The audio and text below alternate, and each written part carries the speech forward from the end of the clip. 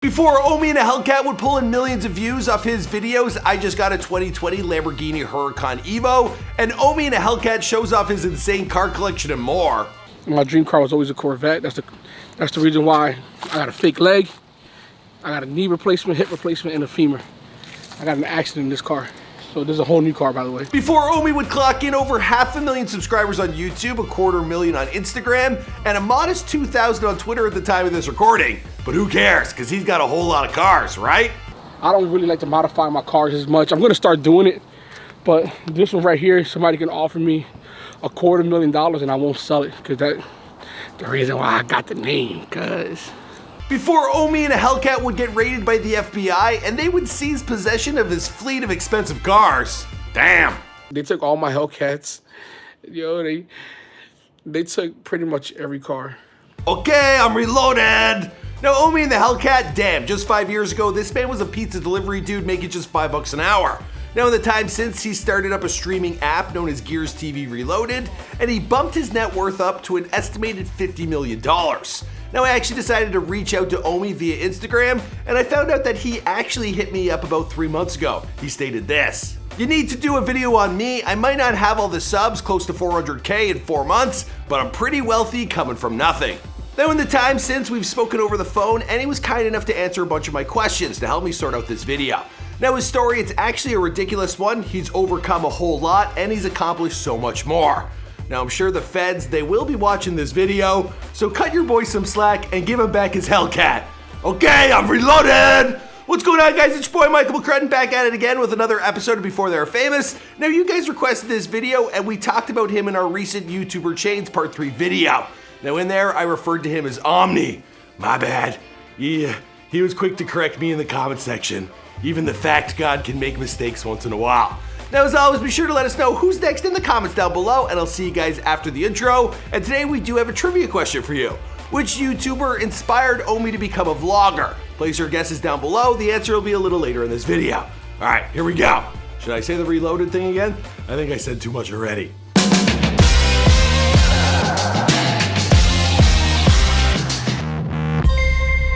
Hey, be sure to subscribe and hit that bell. Boom! Omi In A Hellcat was born Bill Omar Carrasquillo on September 8, 1996 in Philadelphia, Pennsylvania. Now, he was born to Julio Carrasquillo and Soledad Diaz.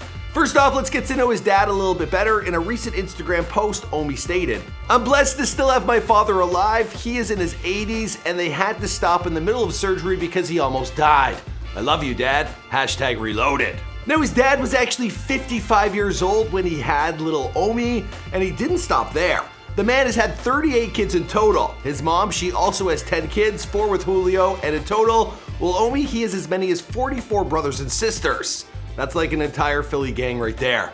Now, with so many siblings, of course, there have been a few who have had sad stories. Now, Omi, he posted to Instagram about one sister named Maria. She was sentenced to 25 to life for a drug case where she had already been sentenced to 3 years. She went on the run and they caught her 10 years later. He also lost 2 brothers within the time span of 1 year. One was named Alexis and the other named Christian. Now, he shows respect to Christian via a chain. Now, Omi had a crazy childhood with both his parents in and out of prison. Now, his dad, he was a well-known property dealer in Philly, but he went to federal prison when Omi was 5, and he last saw his biological mother when he was 7. Now, he had told her that he wanted a jumpsuit for Christmas, and she was later arrested trying to steal him one. Now, she'd gotten mixed up in drugs and hanging around street people. Now, she eventually died of an infection in 2010. Now, he was actually able to find an old court report of his mother fighting for custody of young Omi. In a paragraph, it reads, "It was the defendant's contention that her mother had given the child to the natural father because of her use of drugs. She then claimed that the drug problem had been rectified, and this turn of events entitled her to possession of her son by way of the grant of her petition for custody." Now, in the end, it seems he stayed in the possession of his stepmom, Eva Rosado. Now, Eva, she's actually the one who's responsible for giving him the nickname Omi, which is short for Omar. Now, he grew up in North Philly at 7th and Indiana, and he attended Potter Thomas and Moffett Elementary School. Now, for middle school, he went to Julia de Burgos, and he did 1 year of high school at Thomas Edison. When I asked him what were his favorite classes, he told me he loved history and science, and till this day he still does. He also told me that he used to get bullied a lot during middle school, and it's the reason he doesn't compromise with disrespect as an adult.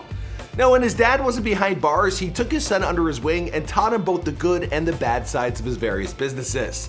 Now, Omi, he enjoyed working under his father at construction sites, but then he was taught how to sell drugs by the age of 9, and he even learned how to cook crack by the age of 13. Now, having learned a few skills on the wrong side of the law, well, Omi, he found himself in jail at 16. He was then sent to St. Michael's all-boys school in Poconos. I think that's how you say it. Now, outside of school, when he was staying out of trouble, he loved to play video games, and he even started a YouTube channel early on. But since he was short on cash, he decided that this would be a venture that he would return to when he had more to show for himself in the future. Now, in the meantime, he found work at a place called Plastic Pack, making plastic bottles, and then he started out at the bottom as a pizza delivery driver, making $5 an hour. I love the place. It was called the Couch Tomato in Manayunk. I don't know if you guys know what that is, but I worked at the Couch Tomato. I used to make $5 an hour. He also had some other crazy online jobs, including buying and selling everything from video games to something to do with Goodwill. I did, DH Gate. I also did, shopgoodwill.com. I did a lot of things. And one thing you gotta have when you don't care, when you want to make money, you can't have, like, you can't give a fuck, basically. You can't have like this pride. All right, having pride is gonna set you back in life completely. All right, you go out there and you interact with people. Yo, I got this for sale. And if you don't got that presence and you're embarrassed to what other people are gonna think about you, then you're not an entrepreneur. You will never be an entrepreneur. Now, while he was working these bottom-end jobs, he developed a secret love for YouTube extraordinaire Casey Neistat.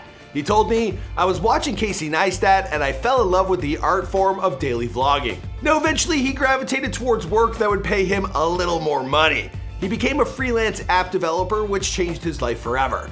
He became the creator of an IPTV app called Gears TV Reloaded that allowed users to watch an array of premium cable content for a low fee on a device like Amazon Fire TV Stick.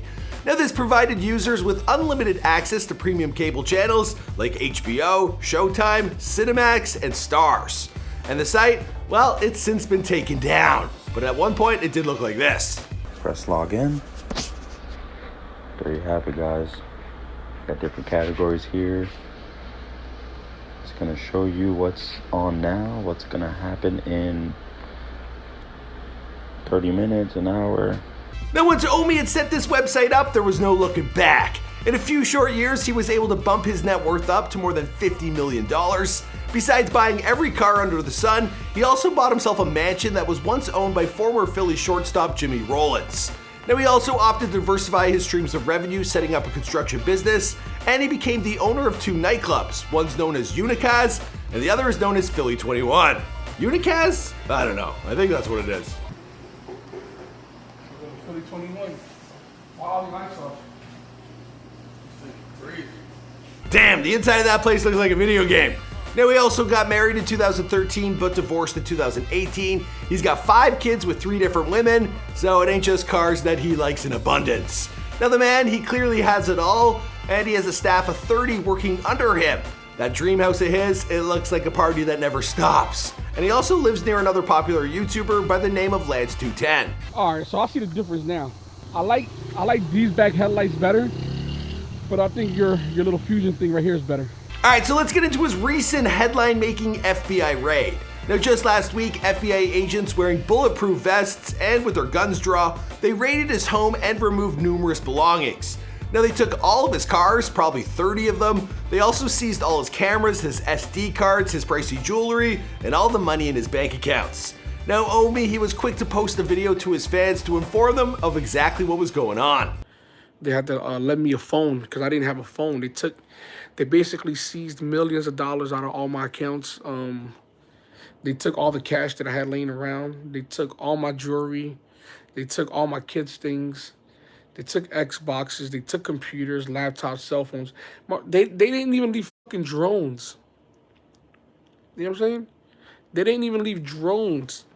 Now, I don't know the exact details of what's going on here. Omi, he didn't tell me much of anything. Really, he said he can't really talk about it. But it looks like he's being investigated for alleged tax evasion and copyright infringement. Now, he is yet to be charged, but looking at his video, it doesn't look like this is gonna be good. In fact, Omi stated, I'm gonna do a couple years off of this. I know I'm gonna go to jail for a few years, but you know, I'm gonna take the rap for all my guys because, you know, and hopefully this ain't fake. This is not fake. This is 100% real. Yikes! Well, all we can do is hope for the best. He seems like a really nice dude. In fact, when I had him answer these questions, he told me this himself.